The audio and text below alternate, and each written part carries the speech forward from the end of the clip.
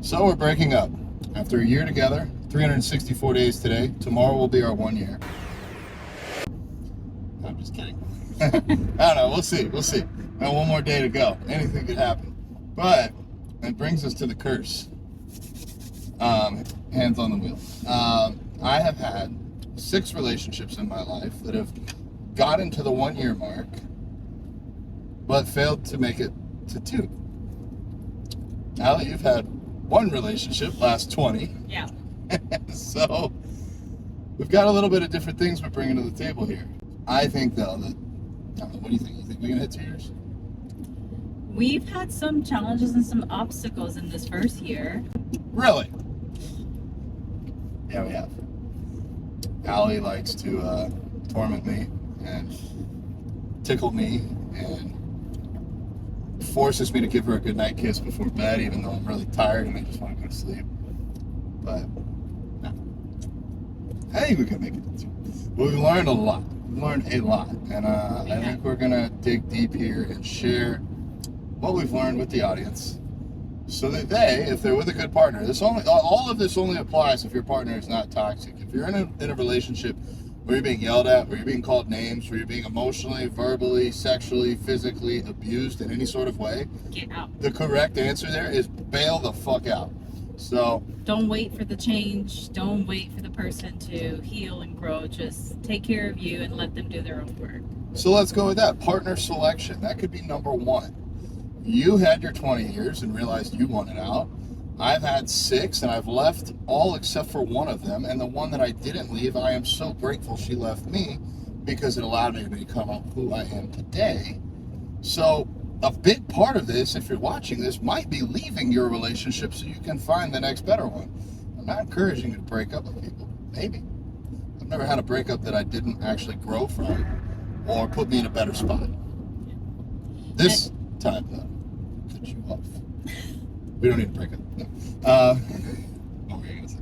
I was going to say breakups are always difficult, even if the person is toxic or the relationship wasn't the healthiest. So I just wanted to state that because some people think when they leave an abusive or toxic relationship, it's going to be smooth sailing and they're never going to grieve or feel any sense of loss. Yeah. Every relationship is going to be a bit dependent. I will say for me, leaving my abusive relationship, I just felt safe. Like when I laid down to sleep on my own for the first night out, I was uncomfortable. I was in a different place, in a different bed, all those things. And I knew I wasn't about to get yelled at or wake up the next morning and get yelled at. So I still had a lot of process there, and I had some guilt for the leaving behind the stepkids that I had, but knowing that I was going to be safe, I don't know, it helped. Anyway, so partner selection. I have this kind of quote that I tell myself: you have to go with what is presented, not what is promised. If your partner promises to stop yelling at you, but they haven't done it, or if your partner promises to go to therapy, or if your partner promises that they're going to work on themselves as a person, or if your partner promises don't do a whole lot for me personally. Like when I met Allie, she presented a lot. She presented that she was interested in eating more vegan. She presented that she took care of herself. She went to the gym. She presented that she was going to be a great communicator with me through all the communication. So I didn't have to be promised that things were going to get better. I just went based off of what you brought to the table on day 1. Actions speak louder than words. Yes. Wise old saying. 100%. So you have to be careful. I think me as a coach, through my profession, for me, I pretty much always see the potential in people. I think, wow, this person could do so much if they, in the gym, if they did these things, or in their finances, they did these things, or in their relationships, they did these things. So sometimes when I'd be with a partner, then I'm like, oh my gosh, they're so smart, they're so capable, they can do all this. But just having that potential of being a good partner doesn't make you a good partner. Yeah, I've had the same problem. Yeah. Hence why I stayed for 20 years in a relationship, because I saw a lot of potential and there was a lot of good qualities, but there's also other things that are overshadowed sometimes with the good qualities. Another quote I really love is, when somebody shows you their true colors, don't paint a different picture. Believe them. When somebody shows you their true colors, believe them and don't try to paint a different picture, because we tend to do that quite a bit when we see potential in someone. Yeah. I think the other thing too, see, this is why you have to be with a partner that is somewhat of a reflection of you. If you're a toxic person, go date a toxic partner and then get out and work on yourself. If you're not a toxic person, if you're very empathetic, a few people watching this, I already know you're thinking about it right now, but Ali is a very empathetic person. I'm an empathetic person. So in the past, I have no doubt for both of us, when we were with our partners, we could be like, oh my gosh, they had such a long day, work was so hard for them, life is so hard for them. It was, we could understand Gave and the empathize. benefit of the doubt a lot. Not even necessarily benefit of the doubt, just understand, for me at least, understand, oh my God, my partner just went through the hardest day possible. It's okay that they yelled at me today. It's okay that they threw a temper tantrum. It's okay that they trashed the living room. Like, I'm going to be the bigger, stronger partner and carry this burden because I know they had such a tough day. Yeah. And that's bullshit. If you think you're being a nice person by doing that, you're really not a lot different than seeing a crack addict on the street and buying them crack because you know they enjoy crack. You are enabling them to continue doing bad things. Now, Ali and I know this. This is a tip. Learn your partner. Learn things about them. Learn when they're approachable and maybe when they're not. Ali and I are like mirror twins on being hangry. If we're hangry, we're a little bit shorter. We're a little bit faster to snip snap a little bit. A little bit more irritable and impatient. You know, if Allie's hungry because she just got home from the gym, or even me, if I'm hungry and I just got home from the gym, she does a great job of this. I never shut up. But when I get home from the gym, like, I gotta go make my little protein smoothie or something to bring myself back to life. So Allie has learned that's not a great time to like ask me like, hey, what do you think of my business cards or something like that. Like, for me at that moment, I'm just not at my best, and she's learned that. So she lets me get my protein shake, and then I'm back. So again, like, she can empathize with me. Oh, he just got home from the gym, but that doesn't give me the right to yell at her or to do something pretty egregious. It's just more of like, hey babe, give me 15 minutes to get the shake, and then I'm back. And yeah, I mean, some people are like that in the morning. Or I used to be that person. I- No longer. I already alluded to the goodnight kiss, but like, I no joke, like, I'll be so tired at night that I'll be like falling asleep, maybe reading on Reddit, phone hits me in the head, and she's like, well, you gotta give me a kiss before you go to bed. And it's like, sometimes that's hard, but at least I know what she wants. So sometimes I'm But like, you've learned now, you give me the kiss and the hug before you get on Reddit. So that way when you pass out, we already did the thing. so learning the little intricacies. And I think to learn those little intricacies, you need what? Communication. I was saying communication. Good. All right, we're on the same page here. That is, you can't have a relationship without good communication. And it's not... And communicate without defensiveness, because it has to be a safe space for people to openly communicate their needs and express their emotions and their feelings. If you're in a toxic relationship, most likely you cannot do that because you're going to get attacked, which is what I've experienced in the past. So it's, in the first year, we went through this quite a bit, John and I, where I just would not express my needs because in the past I would get attacked or I'd get thrown in my face saying I'm ungrateful or it's never enough or things like that. So I would just bottle it in and kind of push away, and then already start to self-sabotage, like, this isn't going to work because he's not fulfilling my needs. And John's a very good communicator, and he's always asking, what's going on? What are your needs? What can I do better? I try to check in a lot. How are you doing? If Allie's upset, I try to listen to the 4 agreements and not take anything personally. But like, if she's upset, my initial reaction is, oh shit, what did I do? And to her credit, usually she'll let me know if it's me. And usually she'll let me know if it's not me. I've had partners before where they're like, oh, it's nothing, I'm fine. And then 3 days later, you hear like, oh, well, you know, I had asked you to do this and you completely forgot about it. So I figured I'd wait 3 days and then see if you were going to do it or not. You didn't do it. That's why I've been pissed off at you and haven't talked to you for 3 days. That is not good communication. I am not perfect in a lot of ways. I am most definitely not a mind reader. That's something like I remember telling Allie a lot. I've done that early to you on. before, where I wouldn't tell you something that bothered me, and you're like, no, tell me, I want to do better, and he does. So that's why I do tell him now, and I don't do it in an attacking way. I do it in a very neutral way, just to let him know where I'm at with something, so that he can do a little bit better. I think, to have good communication, you have to be willing to get rid of the barriers and the blocks and the walls. And the only way to do that is to be vulnerable. So it goes both ways. Like, for example, if Allie feels like, I'll give a concrete example. Allie, about 2 months in, pulled me aside and politely told me, hey, you're awesome. You're like the coolest bodybuilding vegan I've ever met. I love everything about you.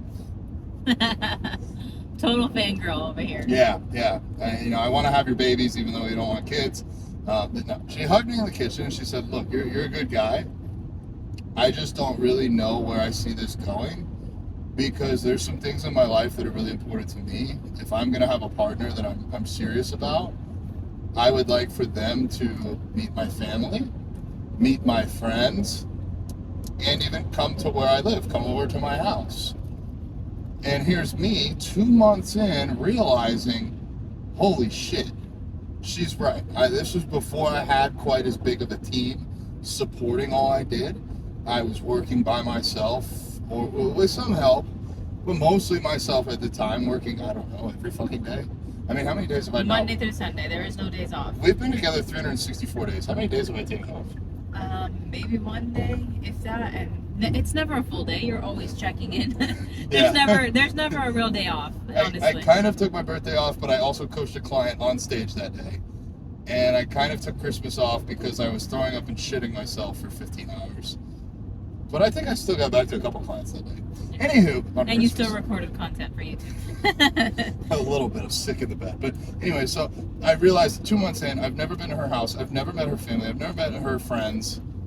And she had the balls and the heart to come up and tell me, these are my needs and you haven't been meeting them. She presented me with the information, not with a, you're an asshole, you haven't done these things, and not with an ultimatum, if you don't do these things, I'm leaving.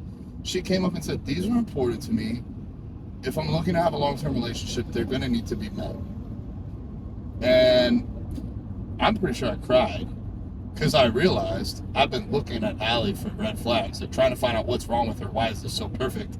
And really I needed to look in a mirror and realize, like, oh, it's me, it's my work-life lack of balance, and I can do better. And I'm pretty sure, like, in the next week, they would be like, yeah. You started scheduling no events on his calendar so that those days he can come to Lakeland and do whatever it is that I would like to do, so that he had some space in his schedule to fulfill those needs and meet my people.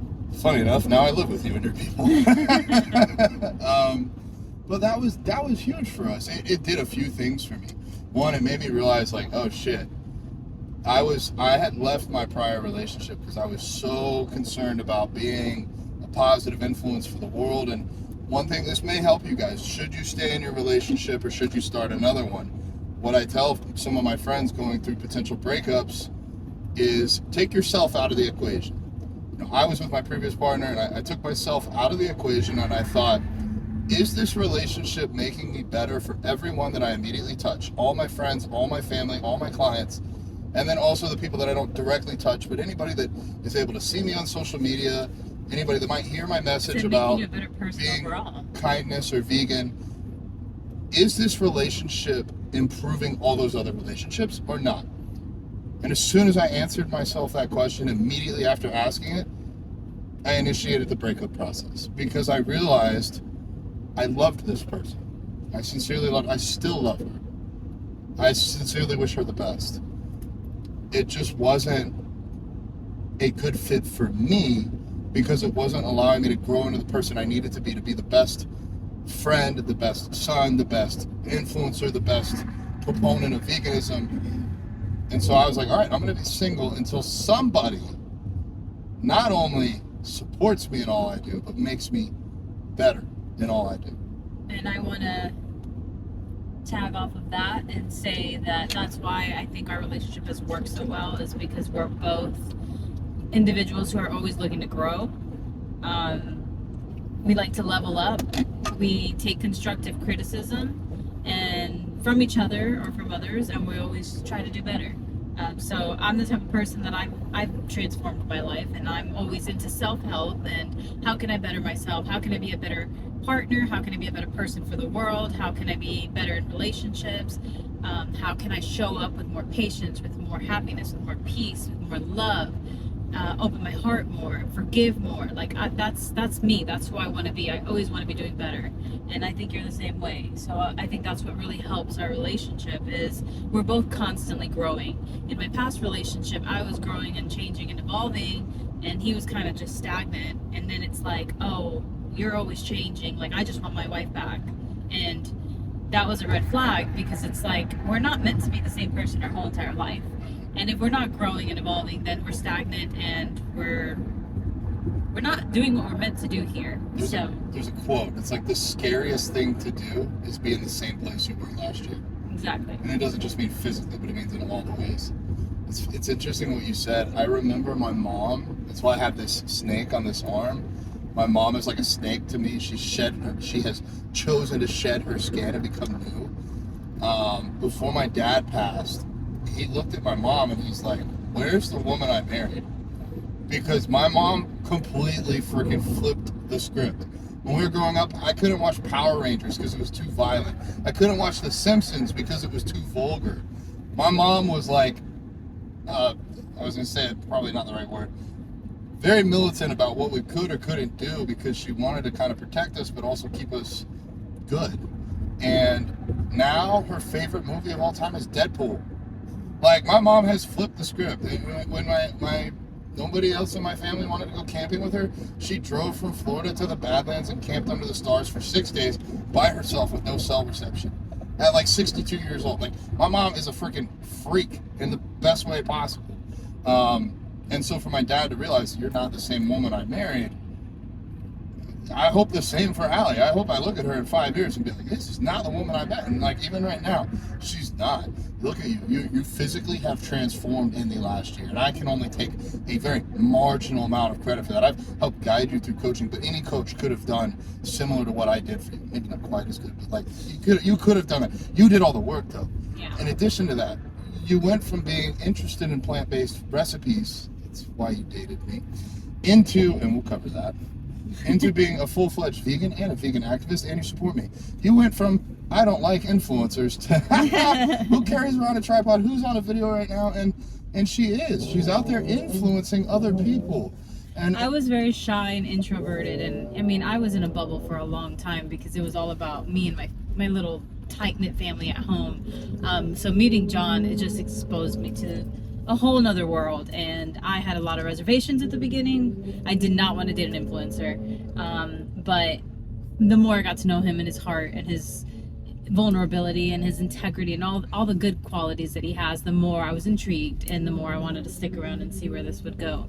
But yeah, I one thing I've learned about relationships is you have to choose that person every day, and you have to keep falling in love with them as they continue changing, because they're not going to stay the same forever. So to keep the relationship working is you just have to keep falling in love with the new person, because they're going to keep becoming a new version of themselves. The way I've said it is like we're two little birds. We're flying. Not only are we flying, we're not on the ground. We're flying up. We're flying at an angle and at the same speed. And I told Allie early on, like, for as long as we're the same speed in the same direction, I want us to be together. If I slow down, carry on without me. Like, the last thing I would want to do is hold Allie back from becoming her best self, because I know she already has changed the world, and she's going to continue changing the world and making the world a better place, and that's why I'm with her. But if my life was starting to slow that down, all my obligations were starting to slow that down, I would sincerely want her to go off and do her own thing, and I would be happy for her. I think that is what, to me, true love is. If Allie told me tomorrow on our 1 year, hey, I've sincerely done the work and the reflections, and this is no longer a good fit for me, I'm out, one, it would break what I thought was my world, but two, I would be happy for her. And I think that, to me at least, is true love, because I would always want her to do what's best for her, and whatever's best for her will be best for me. Because what if, and conversely, she had that realization, she's like, no, I want to be with John, I want to make this work, I'll give up on some of my goals and dreams and aspirations, and I'll make myself a little smaller, I'll put myself in a little bit of a box so that we can have this relationship. I'm looking up a quote that you're reminding me of, but keep going. Oh, you're like, why is she texting me? I knew you were. I'm not even looking at you, and I can feel it. Yeah, she can feel my energy, and we'll get to that too. Osho said, if you love a flower, don't pick it up, because if you pick it up, it dies and ceases to be what you love. And that's the quote I always think of when I think of love. It's like, you love this flower, you love it in its essence, in its beauty, and in who it is. Don't pick it up and try to hold it down. Love it and let it continue to bloom and flourish. And so yeah, I'd rather not be with Allie if that meant I was holding her back from her best self. So I think we should shift the topic here. Oh, we've alluded to a few things. Allie said she dated me. She found me on we found on Facebook dating, of all places. Now I put a lot of vegan stuff in there for two reasons. One, I'm vegan, and two, I wanted to be with people that were at least open to that idea. So it wiggled out a lot of the, oh, hey, how's the weather doing? Oh, it's great. Oh, did you go to the beach this weekend? Oh, yeah, it was fun. Oh, what do you like to eat? Well, I like to eat tofu and tempeh. Oh, you're vegan? I don't want to date that. So, like, it saved me all that headache of finding out if we were compatible or not. So Allie's like, oh, you're vegan? I was like, yeah. Right? I had just watched a documentary. Which one? The one with the twins. Oh, the twin study of some sort. Yes. So you are what you eat, or? You are what you eat. The twin study. Yeah, they take the identical twins. It's actually pretty cool. Yeah. And they have one eat a meat-based diet, or like a non-vegan diet. The other one eats a vegan diet. And then they compare their blood work. And it's cool because they're identical twins. If like high cholesterol runs in your family, it's all bullshit anyway. It's like the plant-based diet twins came back better on every account. Anyways. Yeah, so I had just watched that, and I was like, I've already felt this call several times to eat plant-based, to stop contributing to animal cruelty and suffering and factory farming, but I kept having an issue with actually jumping into that, like I just didn't know how exactly to be vegan, what to eat. I didn't have anybody in my support system. It was just a lot for me. I was already divorced. I was already restarting my life in so many ways. It was just like another challenge. But anyways, at this point, I watched that documentary and I was like, all right, I don't know how I'm going to do this, but I'm going to try, because I had already been cutting out like meat in my meals at least once a day. And I had already cut out like pork and like dairy and certain things. So I was on my way, but I felt like I really wanted to just completely cut it all out. And I decided to go with Purple Carrot because they had plant-based options, and I started to order their meals, and I'm like, let me just order their meals and see how do I build a meal with plant-based options and make it like a balanced meal. So that's how it started. And while I'm going on this journey on my own, I meet him on Facebook dating. So I was like, oh, I'm trying to learn about veganism. I would love to pick your brain, and I would love to learn more. So she thought she was. And he said the best way to do that is date a vegan. She's like, well, I'll date you, I'll get some recipes, and then I'll move on to the guy I'm actually going to be with. And I was like, she didn't say that until later. I found that out later. No, I didn't say I was going to date you and use you for that. I said I just wanted to pick your brain and learn from you. You thought. And I said I would not date him because he is 8 years younger than me, and he's an influencer and a bodybuilder. He had all these things. Green hair. I had all these judgments and reservations. I definitely judged you by the outside. Yes, you did. Yeah. Don't judge a bodybuilding vegan by its cover. That's fair. I get it.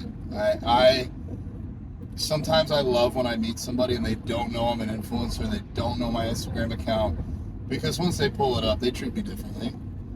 they think that I think highly of myself, or they think highly of me, or things change, and it's like I lose that genuine interaction. So yeah, I totally thought you were going to be like this egotistical, you know, full of yourself type I mean, person. I am the sexiest, hottest, coolest, smartest, strongest man alive. I mean, he so. was watching his YouTube video the other day saying, what did you say? I'll let you say it so I don't say it.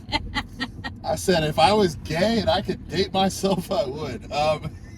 So there is some all right, of I that thought in my there. legs looked good. All right, I liked how I looked for like one moment in time. Normally I hate how I look, but I liked myself for that moment. He does have the best legs ever. And I got a little spicy with myself. All right.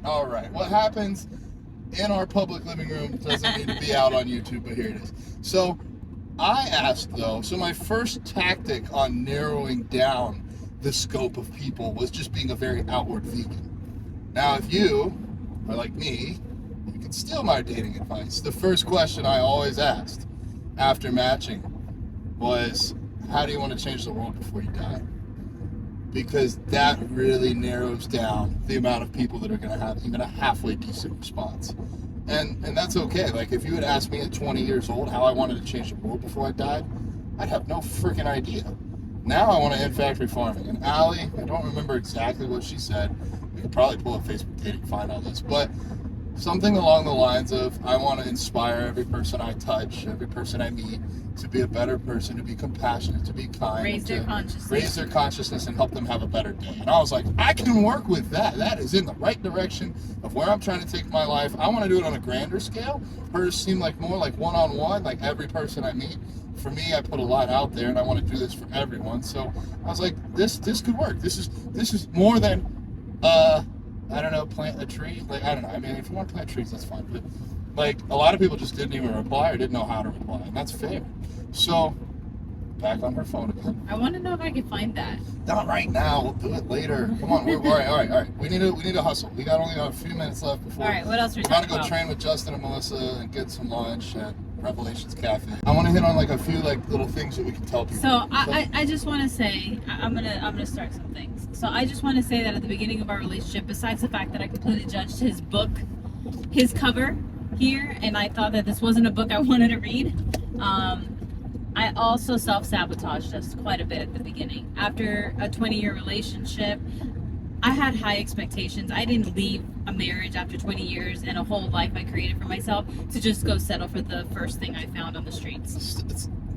Settle with me on the streets. So I had high expectations, and a lot of it was not physical attributes at this point in my life. It was more about morals, integrity, characteristics, somebody that wants to make the world a better place, compassionate, somebody who's emotionally available, like all these things. So yeah, it was really hard to find that in masculine men out there, because there's not many that are highly evolved, just saying. But when I would talk to you, every time we had conversations, we would write each other books, and he was like extremely communicative and also just extremely insightful. And I always say you're pretty spiritual, even though you're not. It's kind of like, I mean, you were just talking on the stage the other day about how the masculinity needs to be able to express emotions and hug each other, and men should be able to tell each other they love each other. Like, these are the things that I saw in him at the beginning that I fell in love with. So I fell in love with all these things, but I just wanted to point out that I did try to self-sabotage quite a bit, because I was always like, oh, this isn't going to work for A. Explain how or why, and then how do we overcome that so we can help some other people that might be doing the same thing. Self-sabotage is more like, Give a concrete example. I'm trying to think of one. All right, she went home and told her sister after the first night, can't do that. This guy likes a fan. He's blasting a fan on his face That while he was a sleeps, stupid one. and it's too cold, so I'm out. It's like, did you tell him about the fan? No, I can't. I was like, he needs to sleep with a fan in his face, and I can't handle it. It's like, I hate a fan in my face. So I'm out. So I was like, yeah, this isn't gonna work. That was one of them. So let's give a deeper one, because we have had some deeper ones. I'm trying to think. Another one I would say was like the whole good morning thing, like the good morning, the connection, the needing that connection. So like when I wake up in the morning, I like to look at my partner. I like to say good morning. I like to kiss, give each other a hug. How did you sleep? Like, just connect with each other. And I also like to do that at night, right before bed, good night. So that was one that I was like, this isn't going to work, because he gets up and he literally just gets on his phone and starts working. And Literally work the second I wake up, because I'm like, let me catch up. And then he just gets off the bed and he just starts his day, and I'm like, hello, like, I'm still here. Did you even like acknowledge me or say good morning or anything? You think I forget about you or forget about the importance of our relationship, whereas in my mind, I'm like, okay, the faster I can get done with this work, the sooner I can spend tonight with you. And so neither is wrong. Neither of us is wrong for how we originally think. But I realized instead of giving, I don't know, 2 hours to Allie at night, if I give her 15 minutes in the morning and an hour and 45 at night, that's way better for her day. And I get the same amount of work done. So it's about communicating what you need. And I think even more so than just Allie telling me, give me a kiss in the morning, goddammit. It's more of like, hey, as your partner, I'm gonna try and do your best example here. I really value getting that connection in the morning, knowing we're okay, getting to start the day off on a good foot, smiling, hugging, just feeling that connection. And it gives me energy to get through the day so we can enjoy the night together. Exactly. And then came noon tongue. Noon tongue. If y'all aren't doing noon tongue, y'all are missing out on life. Because then I got my little 5 minutes in the morning. About 20 minutes early. We could do some preemptive noon tongue. So noon tongue came from, we realized, for Allie's sake, we weren't having enough intimate contact. And I don't mean sex, but just like that, like a little kiss. And again, he could jump up in the morning and start working, and the whole day would be gone at 8 or 9 o'clock. Then he's like, okay, let's sit down, watch TV, and connect. I worked 14 hours yesterday. And I'm like, no. 8 a.m. to 10 p.m. I really didn't take a break. I went to the gym, but I worked in between every set. Mind you, this is also Saturdays and Sundays, so there is no day off. Like, Saturday is a day to work in my eyes. You know, when you all help me in factory farming and people aren't eating animals 7 days a week, I'll stop working 7 days a week. So I realized, though, there need to be some times on the clock where I try to connect with Allie. We got the morning kiss and like the morning connection. We have the nighttime before the bed, but you know, that could be 12, 15, 16 hours between them. So we came up with noon tongue. So every day at noon, it's 11:32 right now. So a little early, but that's fine. Rather do it early than miss it. We go up and give each other a kiss. And this is where effective communication comes into play. Because I learned through therapy that words like always and never are almost always and never a good idea for a relationship. Always and never are so strong that someone like a logical brain like me, if Allie says, John, you never give me a morning kiss, I'm going to be like, no, back on September 3rd at 8:53 in the morning, I gave you a morning kiss. And she'll be like, that's the last one in a year. If you have one, and I don't want to trigger him, use those words. Yeah, I'm like, well, but you said I never do, and that's a lie because I did it one time, and I will get into this logical, let me defend myself because she said never, and I know I've done it at least once. So a much better, effective way for Allie to communicate is just, hey, I need more morning kisses. Not that, hey, you never do it, I just need more. Or, that's a B-level student. An A-level student would be, John, I love the connection we get when you kiss me. It lights me up, it fills my fire, it makes me feel like the best woman in the world. Could we have some more morning kisses? And then me, as a partner, I'm like, oh my God, I want to do that. And you know what you could do? If you want to be, that's an A student. You want to be an A+ student, get vulnerable. Get vulnerable if you have a good partner. This does not work with a toxic partner. Ask me how I know.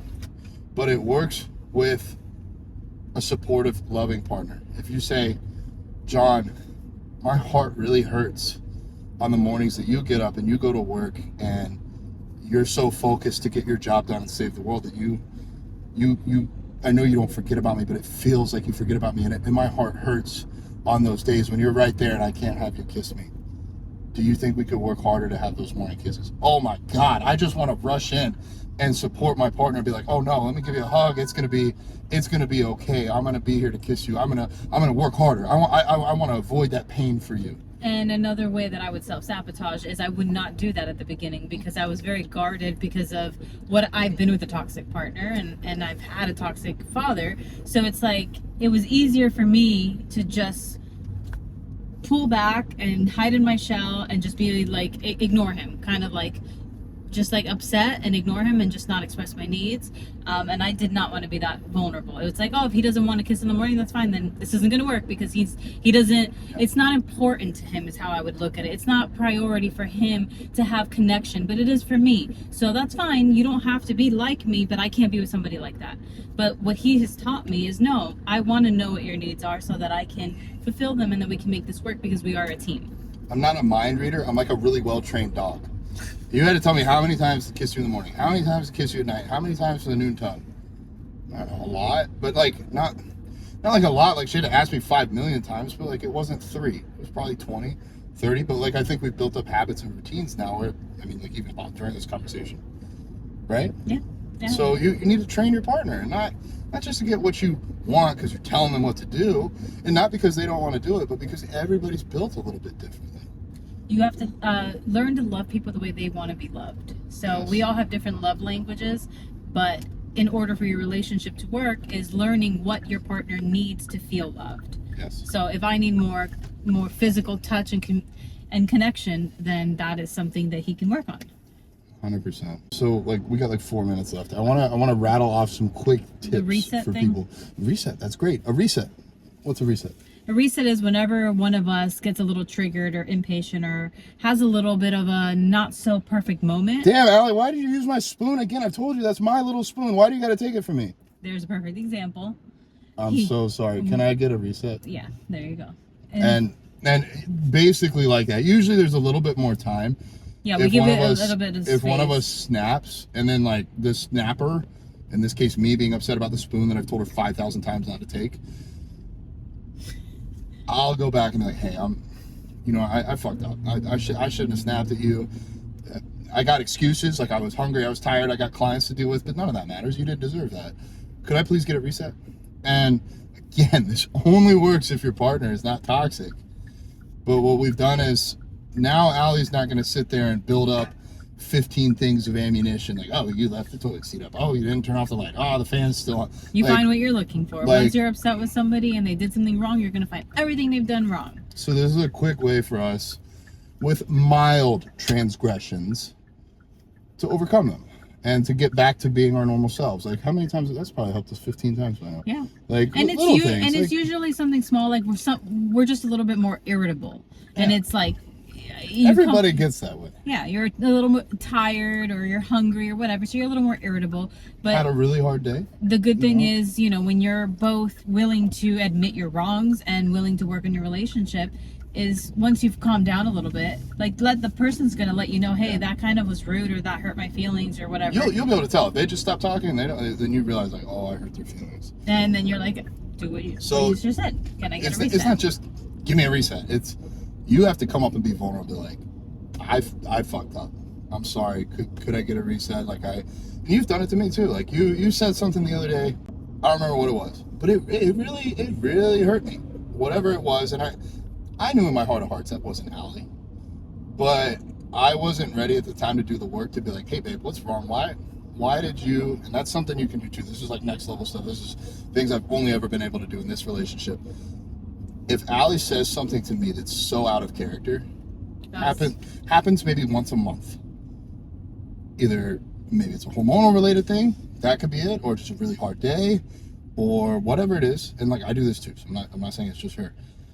But what I've been able to do is be like, hey, that's not like you. That's not your normal operating procedure.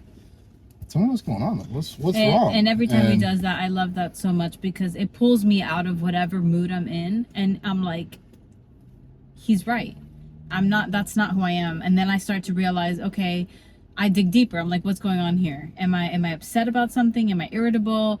And like, I think it was recently I had gone to a funeral and I had a lot of emotional things come up. It could be deeper things that they're experiencing. Sorry to cut you off. Like whether going through with somebody else, like you having some things come up with your dad, or it can be our insecurities that like we still haven't worked on. So last couple things real quick. I just want to say like, we're really good at being a safe place for each other. You can tell me anything, even if I've done something wrong, and instead of me immediately defending or jumping on you, usually like when Allie calls me on my bullshit, I'm like, yeah, you're right. I was kind of mean this morning. How can I do better going forward? And like, I try so hard to do that, because if Allie stops telling me where I'm messing up, this is going to end. And same to her. Like, if she does something, I remember I asked her something the other day to, like, just do differently. I don't know what. I know the spoon thing. I had to get on you for a while. Like, I love my little spoon, and like it wouldn't be in the right place, or it'd be dirty, and it would just I would just think it's so petty. I'm like, why are we making such a big deal about a freaking spoon? It seems petty, but if it seems petty to one person, but not the other, that's where that communication comes into play, and it's like, that's the thing. I mean, I'm sure there's a ton of things that are I think are petty for you, but they matter to you. So it's like, I gotta respect you. And I think that's a big part of it. So last one that I wanted to hit on is, at least for us, this is a new one, to be honest with you. It only happened once. We had kind of a bigger disagreement, argument, if you will. I was probably the one more in the wrong here. I think Allie might have, speak for her, overreacted a little bit. However, there was a reaction warranted. Like, there should have been a reaction, maybe not as big. And we tried the normal reset thing. In this case, it didn't work. And I think what the biggest thing here is, like, side note, when I went to therapy in the past, my therapist said, you guys have to pretend it's you and your partner in a bubble, and all the problems are outside that bubble. If you're in the bubble together, you're safe, and you can take on anything the world throws at the bubble. And I will give him credit. He always comes to me and says, we're a team. Whatever the problem is, it's the problem against us, because we're a team and we're here to work through it together. They're here. Yeah. All right, we got to report. But in this case, the reset didn't work. And what we had done is we had our bubble, and instead of us being able to hunker down in the bubble and, work against this outside problem, we brought the problem into the bubble with us and put it between us. And when there's a bubble between you, it makes you feel like the problem is each other instead of the problem itself. So what I did is I had listened to Allie earlier, and she had said in that day that she was able to pick up on my energy and how it shifts. And this is where she's more spiritual than me. So I went up to her, I hugged her, I put my forehead to her forehead, I ended up crying, and I, without using my mouth, put out into the universe, into her, I love you with everything I have. If you can feel energy, you will feel this, because I've never put this much energy out before. And I was very angry, and we had tried talking already for at least an hour, it just wasn't working. And when he did that, it completely pulled me out of my anger and into my heart space. And I felt his energy so strongly, then I started crying. So I think it goes back to communication and vulnerability. I think those are the two cornerstones of a really solid relationship, because I can tell Allie anything in the world, and I can be vulnerable about anything in the world, and I feel she'll listen to me, and she'll give me space. And also, energy is real, guys. Like this, I learned this so much in my last relationship, because words were always spoken, but it didn't feel like what he was saying was true. Actions speak louder than words. Yeah, the words were there, but it just never felt like genuine. It almost felt like somebody's just telling you what you want to hear, but the energy was off. And so he was my greatest teacher in learning how to read energy, honestly. So when you feel something's off in your gut, like, trust that. When you feel somebody's really genuine and you feel their emotions, trust that. And if you're feeling that they're genuine and things still aren't working, take a hard look in the mirror. Maybe the red flag isn't them. Maybe the red flag is you. That's what I learned in this relationship. Like, honestly, if we don't succeed, it's probably an issue on my end. I mean, I'm just being honest here. You've self-sabotaged some in the beginning, but you've mostly let all that go. My lack of a balance with work and life is probably the biggest issue we have in our relationship, and I don't know if that'll change because of me, because I want to spend every minute I can trying to make the world a better place, and it's a lot. It's very selfish to do that while trying to have a life partner. So, and I've self-sabotaged in that way too. Like, hey, well, I understand your mission's big to you and you have to keep doing this, and that's fine, but then maybe you don't need a partner. Maybe you should be single and you should just go do your mission. Actually, that was what he said the other day that hurt. He said maybe you should be single, and maybe there's some truth to that. Maybe sometimes the truth hurts, but I needed some confirmation and some clarity from my partner that she still wanted this, but she gave it to me. So, anyways, this has been longer than we expected, Yes. but I think we brought some value here. I think resets, noon tongue, forehead hugs, Open communication, create safe space, be a team in your bubble against the problem. yeah, all those things. You do that without a toxic partner, and you have a very good chance of success. And if not,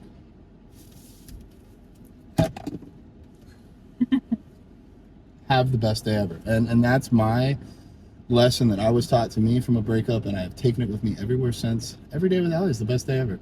If she breaks up with me tomorrow, it's still the best day ever. I still got all these days with her, and I haven't been so worried about what the future is. More of just enjoying each day.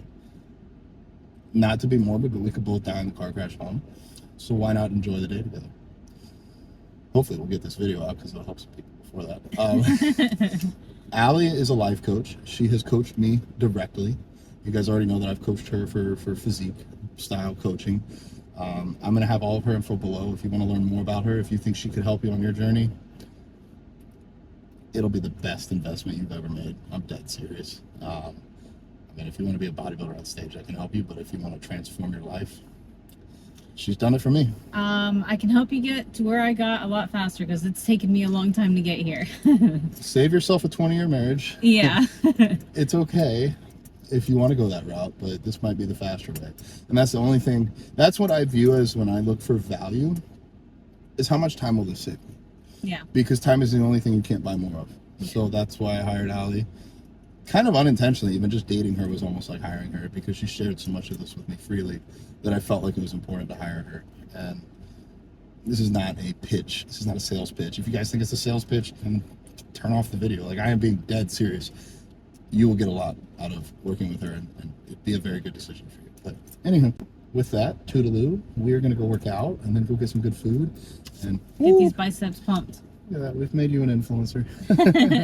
All right, I love you guys. Thank you for watching. Share this with a friend. Be in your bubble with your partner. Fight the world, not each other. Conscious living with Allie on the right. Bodybuilding